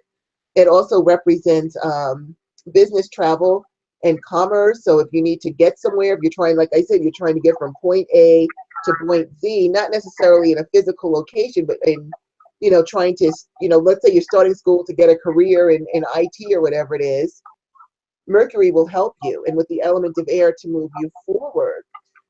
Jupiter brings in expansion and good time. So if you need to expand that energy, or if you're trying to become rich and famous, that you want to pull on that Jupiter energy to help you with that, because it's about wealth and prosperity and expansion and blowing up your image and things like that. So that can help you to, if you're going to go on job interviews and you can schedule them on a Thursday when you can expand your power, expand your glamour, expand all those things that you need to do, that's a perfect thing. Or if you need to expand the wealth in order to create what it is that you want, you can use the Thursdays to do that.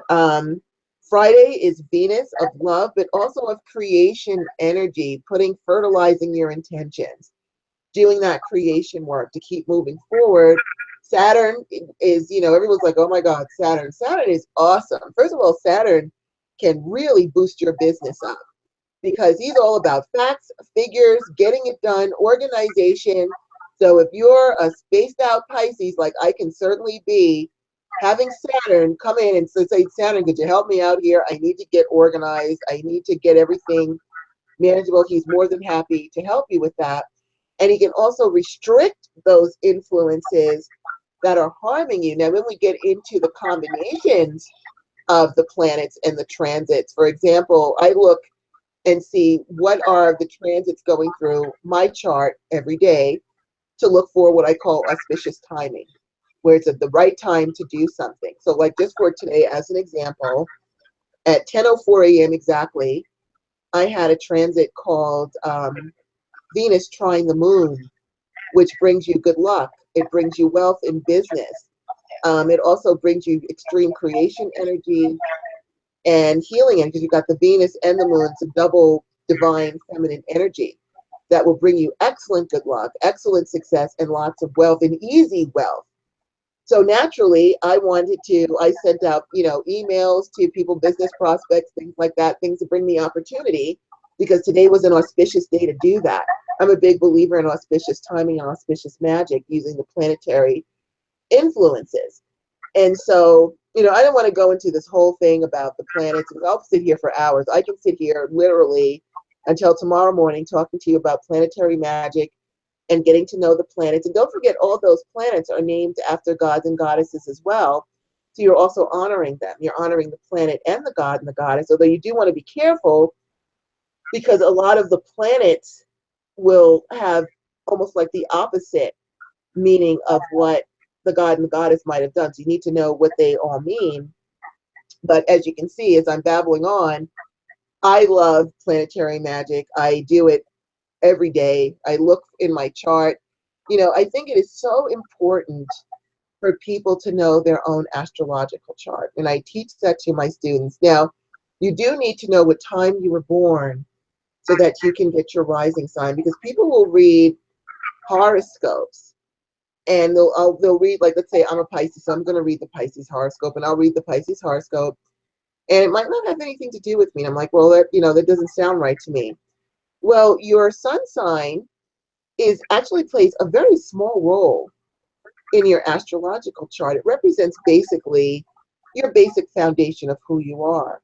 It's really your moon sign that you need to know what the hell's going on with, because your moon sign is how you think. So even though I'm a Pisces, and I'm very Neptune and spiritual and psychic and all of that, I have a Capricorn moon that says, what are the facts? What is the logic behind all this? I need to know, what are the facts? What's the logic?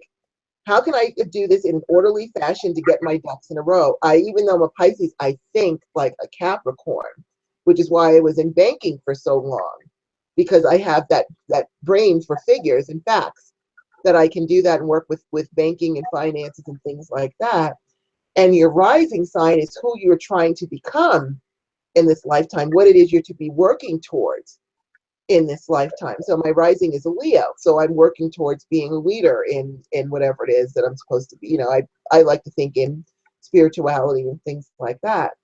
And then you've also got what's happening within your chart. So you could be diligent at doing all your stuff to make money. Like I have, yes, first I want to say I love you, Uranus. I don't want you to think I'm insulting you, because you're okay. But I have Uranus in my second house of wealth. And Uranus is very unstable. It's an unstable planetary influence. So it's feast or famine all the time. Either I'm rich or I'm destitute. It's like no in between with that. So that can be a little frustrating, but you learn to work within it. But that also teaches you, to how to save your money, how to make decisions about how to work your money. When you've got that money, you parcel it out and things like that. There are lessons involved with everybody. Or you might be trying to find love in your life, but you might have a poor aspect to your Venus that doesn't allow that. Also, going into astrocartography, where you live. I have a client that, I've been working with him for a while, and he's just like, I just feel helpless. I just feel depressed and things like that. And I said, well, you know what? Let's take a look at your astrological chart as far as astrocartography, which tells you what it will be like to live in a certain place based on your astrological information, where the planets were in that place at the time you were born. And so, he gave me his birth information. I looked it up. And living in Albuquerque, he's got a Sun-Pluto line. And that is about depression, constant battles, dealing with people that are not the nicest people in the world, feeling hopeless because no matter what you do, it just doesn't seem to work. And I said, well, your problem isn't that there's anything wrong with you, it's where you live. So let's take a look at where you should be living. So I looked for his Venus lines, because he's an artist, and Venus represents artists. And his Venus lines were in the Carolinas. I don't remember which one. And so we looked that up, and there it said it's the perfect place for artists. He would be happy. He'd have love. He would have everything. And he's like, wow, I have relatives there. I said, well, go home, call them up and say I'm coming down for a visit, so that you can check it out and start to leave here and move where it is that you're going to be happy. Because sometimes a geographical cure is the answer if where you live is badly aspected with the planets, where you're just working your butt off and it's like being on a treadmill and nothing ever happens. You can look up and see what your life is going to be like there and where you are, and then you can figure out where your life is going to be better, and then you can make plans to move, because you want to go to your sun lines, your Venus lines, places of power, your Jupiter line, things like that. So that's our mini lesson on planetary magic. Obviously, you can see I'm extremely passionate about it. I work with the planets daily, and it really is a great way to manifest things that you want, but also to get to know your chart. Because when you get to know your own chart, then you know what your strengths are, which you can grow on and use to help fuel you to success, but also what your weaknesses are so that you can shore them up and fix it and do some sort of, planetary cures for that. You can call on the energy of the planets at any time to help you counter any adverse energies or influence that may be coming at you. So I recommend, if you know what time you were born, if you don't know what time you were born, ask your mom. If she doesn't know, try to look if you can find your birth certificate. It will probably be on there. If you cannot find your birth certificate, you can order a copy from the state of wherever you were born. They'll have that record. And you have to look on the application. There'll be like a little box that'll ask you if you want them to show the time. And you want to make sure you check that box so it tells you what time you were born. And then you can open up a whole new world for yourself using astrological magic and energies of the planets, moving to the place that's going to support your success, and find out really where is your magic lying? Where are your strengths? Where are they? Because if you know your strengths, you can use those strengths, focus on those to help keep you moving forward while you figure out, look at your weaknesses, because that's what you're supposed to be learning about, and then go on, a journey to learn about those things and to fix those things through countermeasures. So anyway, there we are. I know that was a lot, and I love planetary magic. Yes, I do. So there we go. Like I told you. All right. So now, what do we got next, Goddess Star? We have energy magic. Those who prefer to do magic through energy exercises and manipulation rather than with many physical tools or materials, using the enhanced power of the mind and the body's natural energies to bring about a magical result or feeling, may also include aura work. I also do a lot of energy work. Energy work is also something I'm extremely passionate about. I don't think we take enough care of our energetic bodies or use them the way that we can use them, making sure our chakras are cleaned up, our auras are clear, because we, as witches, we use energy constantly. I mean, we are all energy. We all use energy magic. We're putting our energies into it. We're bringing in energies from above or below through the elements or whatever your particular modality is. So I would say energy magic is something I would think that all witches do in some form or another. But with all that said, it's just as important as we get up in the morning and take a shower and clean up our physical bodies so that we're nice and clean and feeling good for the day.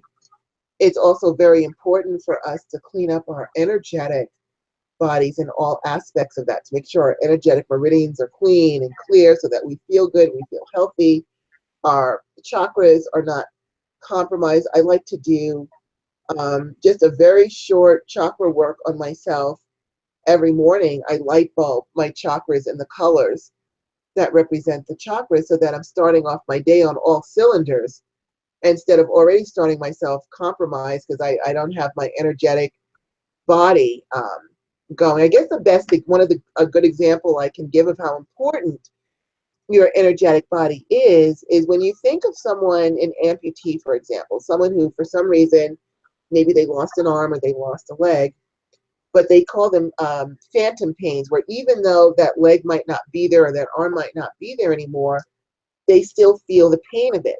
Well, they're feeling the pain of it because although the physical arm isn't there anymore, the energetic, we have an overlay of energy body parts.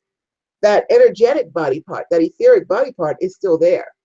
And since nobody cleared that energy or did anything to heal that energy, it's still hurting. It's got a real energy block because now it's being completely ignored because it's like, well, it's not there anymore. So the energy is being ignored and then it gets stagnant and it hurts.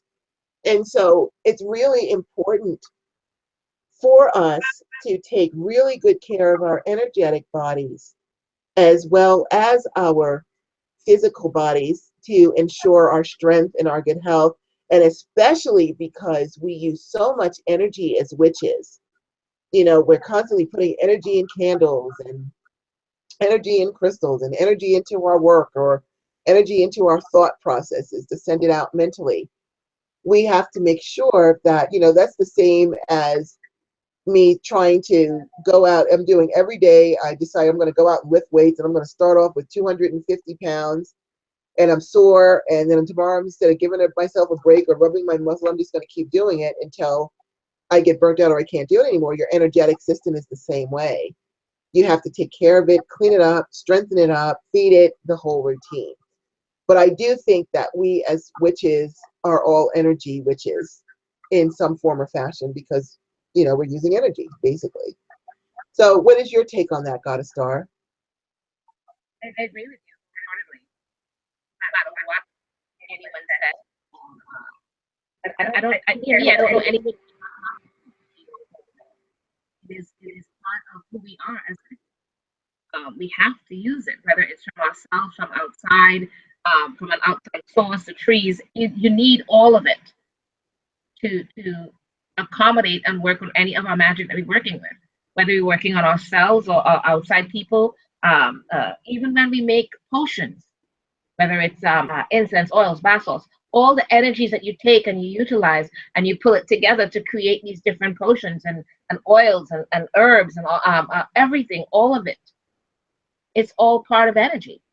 So I don't know any witch that does not in any way utilize energy. They may not realize it, maybe, but I mean, I cannot see it not happening. That's another one of those ones that you cannot do it without it.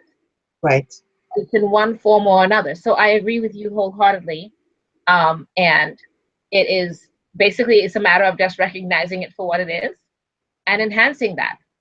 Work on your different knowledge with it and hone it better, focus it better. So I think it's a matter of saying you have all that energy, and if you're not utilizing it, you're not focusing and honing it better and getting more tuned to it. That's all it is. It's a matter of learning how to control it because it's there no matter what, whether you utilize it or not, it's there. Right. So there. All right. Okay, we have time for a couple more. Yeah, let's go for a couple more. We're obviously, I'm going to tell you right now, we did not power through. I'm looking at it and I'm like, nowhere near. So what we will do then is, just to bring some variety in, because this is our 4th show on this, and we're not done. So then what we'll do is we'll do a show each month, and we'll continue it so that we could bring, other people and other topics in. But go ahead, Goddess Star, rock on. What's next?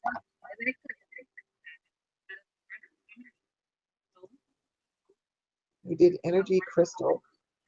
Are you talking? Because I can't hear you if you are. I am. Oh, there you go. Now I hear you. Oh, okay. Where was it? I'll repeat it. Crystal, magic that is worked commonly with stones and crystals, such as during spell work or for crystal healing techniques. This may also include chakra balance, crystal meditation, anything that uses crystals. A crystal witch may also have an extensive knowledge of stones, including how to identify them and using their properties. For this one, I think it's crystals are another tool. Crystal or any type of stone. They're another tool that we as witches use. Let's see, I have one right here. My amethyst that I have right here. Can you hear me, Goddess? Yes, ma'am. Okay. For a minute there, I thought I lost you again. Like how I have this big amethyst. I mean, I work with it. I use it for protection. We use amber. We use the rose quartz for love. I mean, there's so many of us that use crystals one or another. Goddess Rhonda always has some sort of form of crystal around her neck. Always. Or something like that. We use it because, or not use it, or we work with it rather because it in some ways that's another form of energy that we're utilizing. Only thing is it's honed into a stone, and that's energy from the earth. Right. All crystals are energy from the earth in one form or another, and we're taking it and utilizing it for different purposes, and they all have different purposes over the years. People have realized that certain crystals work better with certain magic or certain things. So with each of them, we say they literally come down with all the different stones, saying what works best with a particular thing. And in general, crystals or stones are across the board work for many things, but they all have their talent that they completely hold in on that's better for a particular thing, a particular spell. Like how I just mentioned the amethyst and the rose quartz.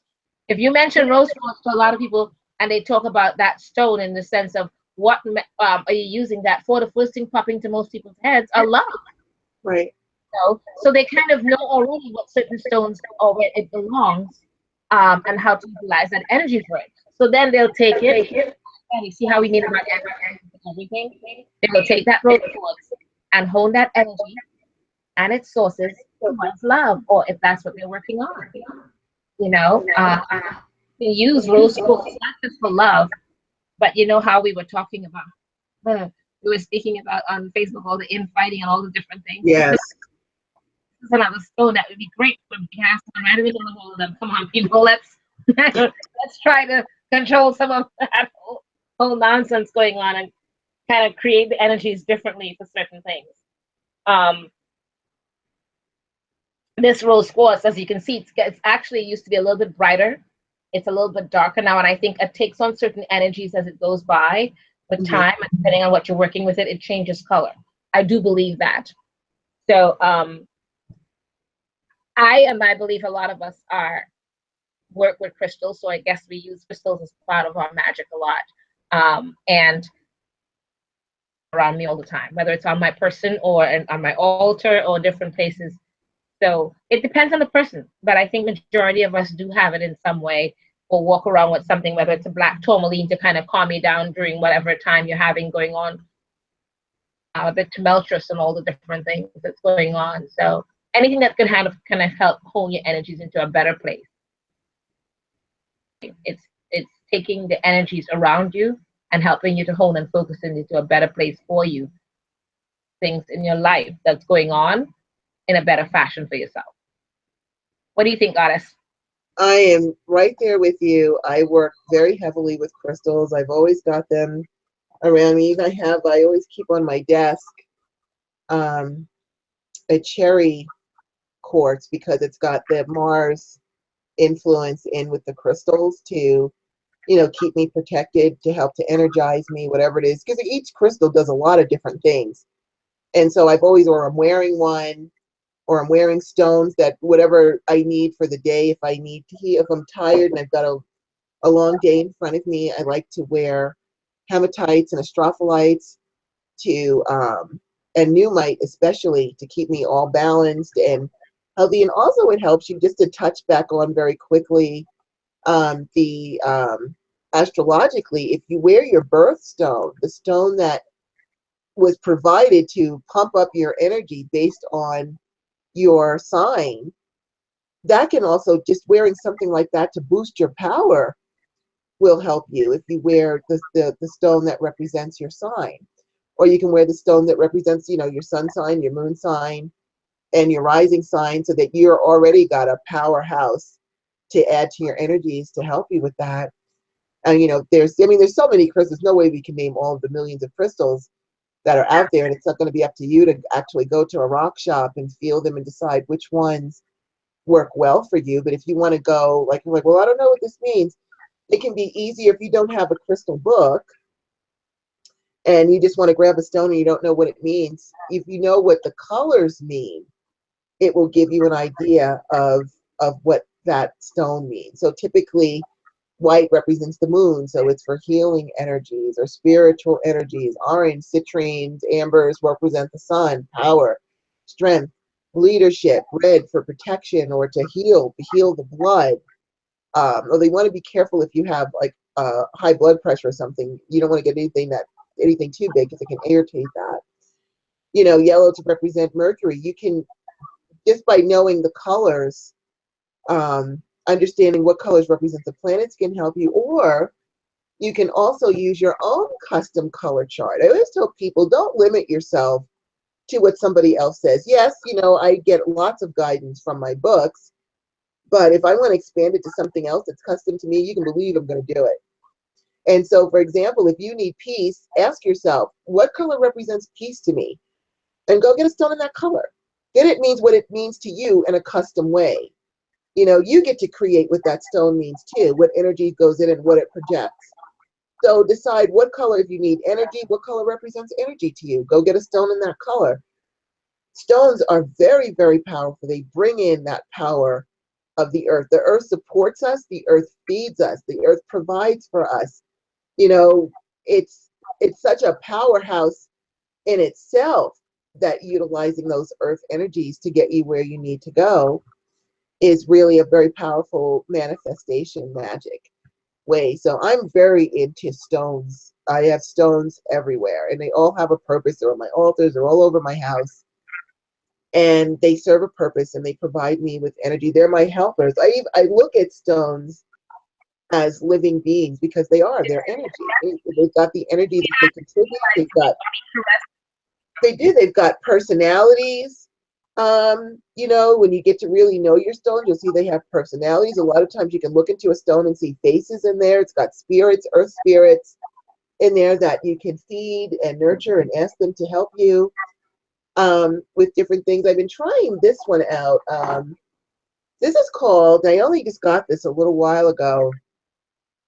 It's called the chrysanthemum stone, and it's supposed to rebalance out your energy so that you feel really good. Like if you're depressed or whatever, you hold these. And I have two of them. I don't have the other one right next to me. It's over there by the window.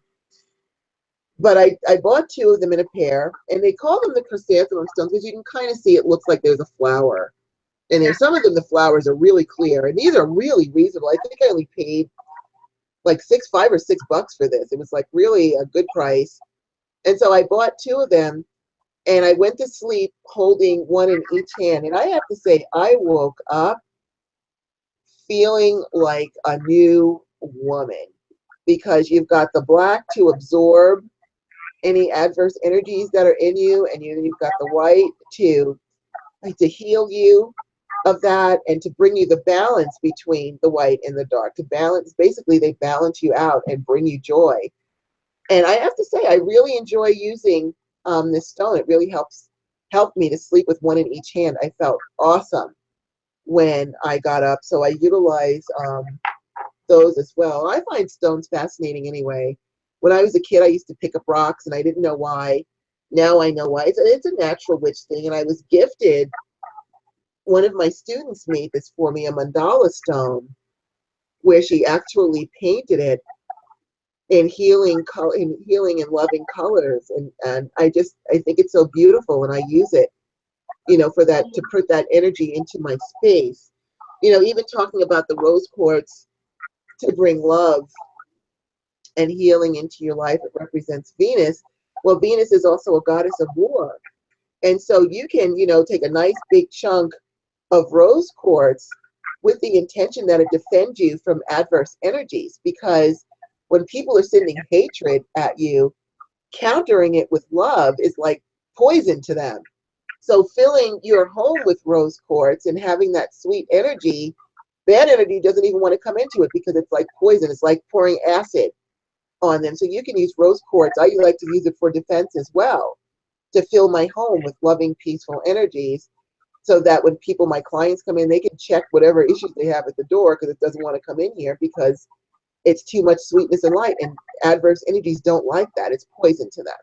So you can use that for that as well, especially for those of you who need to defend yourselves but may not be very aggressive, because there's still plenty of people out there, and this is no judgment on you whatsoever. Like I said, we only give our opinions, and you have to do what your soul dictates to do.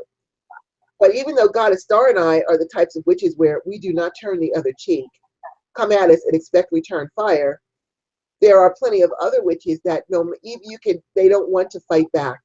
They just don't want to even get themselves into the energy of wrath.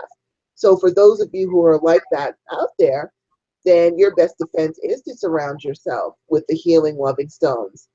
You know, the crystal quartzes, the rose quartzes, rhodochrosite, those types of things, so that that energy will counter any bad energies or adverse energies coming at you and stop them from getting to you. It's sort of a very passive way of defending yourself as well. So you can use it for passive defense magic, the rose quartz and the healing stones. But I think most witches, I don't think I know a witch who doesn't use stones. I just like racking my memories really quick. I can't think of, I think every witch uses stones that I know of. I mean, I'm not going to say, I can't say that every millions of witches out there uses stones. Of course, I don't know all of them. But all the ones that I do know utilize stones, and we're always wearing our stones or our crystals and our metals and things like that. So I would think that we're all crystal witches or, earth magic witches, since that's a part of earth magic, right, Goddess Star? I don't know if we have time for one more, but it's definitely now. And I wanted to cover that literary one, but I don't know if we have time.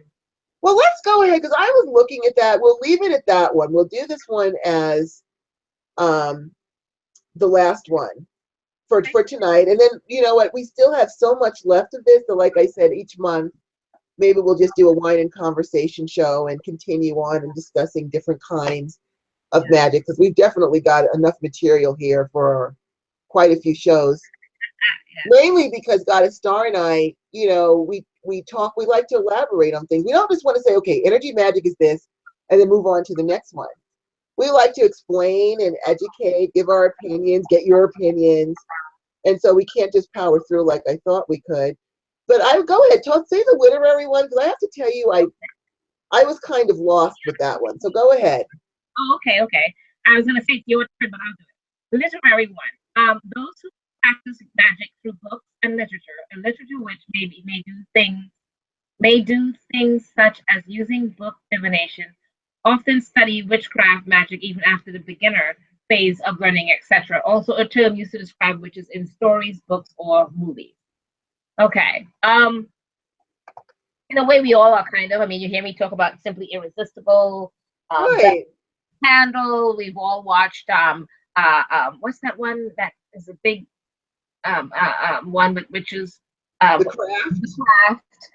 There's so many things that we can say that represents in movies and different things, or Charmed, and the different things. We all have something that we kind of do literary wise, if you want to put it that way. My issue with that one is, and we're gonna leave it at that because I know we'll be going on really long tonight, is the way that people speak about it on Facebook to such a degree of disdain. They make fun of and they look down on witches that read books about witchcraft and all of that, and study books on witchcraft and practice that in that manner. I have to tell people, at one form or another, I don't care or give a shit who you are in that sense. You all have read some book. Of course. To learn something from it. Because you don't come out of your mommy's little whatever going, hello, I'm here. I'm all knowing and all knowledgeable and know everything. Yay. I know it all. You do not come out like that. I'm sorry, but you don't. So either someone's telling it to you that they're reading from some book or from knowledge that they've passed down from some book in one form or another, or you're reading it from someone's book because they're passing on their knowledge in one form or another. And as you've heard Goddess Rhonda and I say, we've got books everywhere. I'm so booked out, it's ridiculous. Okay? My entire apartment is bookshelves filled with books and crates beneath them with books. Okay? So yeah, I'm a literary witch because I'm always learning. I think I'm not just going with my opinion, my ancestors' opinion, my elders' opinion that I learned from at Laurie Cabot. She even tells you, keep learning and learn from other people and learn different things. Do not remain linear. You learn from books. So what? There are many of you that do not have any, where you live, give you access to learning in a coven or in a group or in a manner. You're solitary, so you learn from a book. There is no harm in that. There's nothing wrong with that. And having people look down on you in disdain and speak ill of you, I find abhorrent. I think they need to get their nose out of their ass in some ways. I'm so sorry, but I'm saying that for what it is because it pisses me off. It does piss me off when I see it. Because I'm literally sitting there watching them say these things and laughing at people. They're laughing at them and going, yeah, they study via the book. And they even made a great topic just based on the fact that people read books and do witchcraft from a book. So what? Again, you did not come out of your mommy going, hello, I got it all. I know it from my ancestors. Yay. Okay, you do not. And I'm going to make fun of you with that shit because it's the truth. I'm going to call a spade a spade. Gotta let people study in the manner in which that they can get that, whatever they can get it. If we are very privileged to be in the rural areas or in the city areas that we can have access to that coven members or the group or classes and things like that, more power to you. Maybe you can afford it. You don't know the person's situation. Each person's situation is different. So you cannot look down your nose at someone's form of learning. You don't have that right. None of you do. So to do so, I find, take a good look at yourself at some point, is all I'm going to say about that one. In terms of literary wise, I think it's smart. The person's learning from everybody, and then they can sit back and decide what parts of it am I going to use for me? What do I agree with? What don't I agree with? Because not everyone, even when you're meeting the person in person and you're taking classes from them in person, you may not always agree with everything that you're being taught in person. So the same thing goes for books. You take each thing and you learn it as you go and decide what you're going to keep and what you're not going to keep.